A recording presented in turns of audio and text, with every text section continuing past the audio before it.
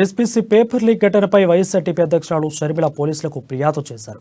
Begum Bazar police స్టేషన్కు షర్మిల లిఖితపూర్వకంగా పోలీసులకు కంప్లైంట్ చేశారు.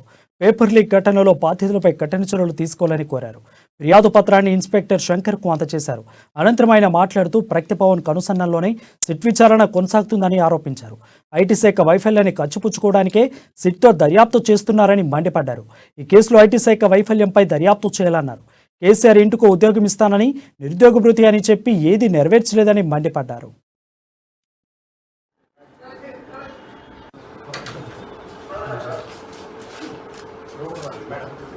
మీకు సంబంధం ఉంది కాబట్టే, మీ పిఏకి అక్యూజ్డ్కి సంబంధం ఉంది కాబట్టే, వాళ్ళ ఊర్లో పేపర్ లీక్ అయ్యింది కాబట్టే డొంక కదిలిస్తే మీ తీగలాగితే మీ డొంక ఎక్కడ కదులుతుందో అని ఐటీ శాఖ వైఫల్యం కప్పిపుచ్చుకోవడానికి మాత్రమే ఈరోజు సిట్టును ముందర పెట్టారు.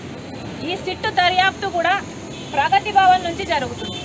ఈ సిట్టులో ఎవరి పేర్లు ఉండాలి, అక్యూజ్డ్గా ఎవరిని చేర్చాలి, అసలు ఏ దిశగా ఈ సిట్టు ఎంక్వైరీలు చేయాలి అన్నది కూడా ప్రగతి భవనే డిసైడ్ చేస్తుంది.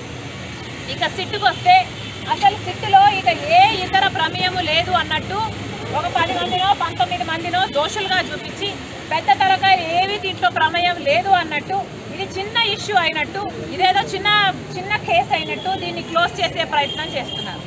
కానీ వాస్తవానికి ఇది మన రాష్ట్రానికి భద్రతకు సంబంధించిన విషయం. డిజిటల్ భద్రత అంటే మన రాష్ట్రంలో ఉన్న ఇన్ఫర్మేషన్ అంతా, డిజిటల్గా ఉన్న ఇన్ఫర్మేషన్ అంతటికి సంబంధించిన భద్రత విషయం ఇది. మరి ఐటీ శాఖ బాధ్యత వహించకపోతే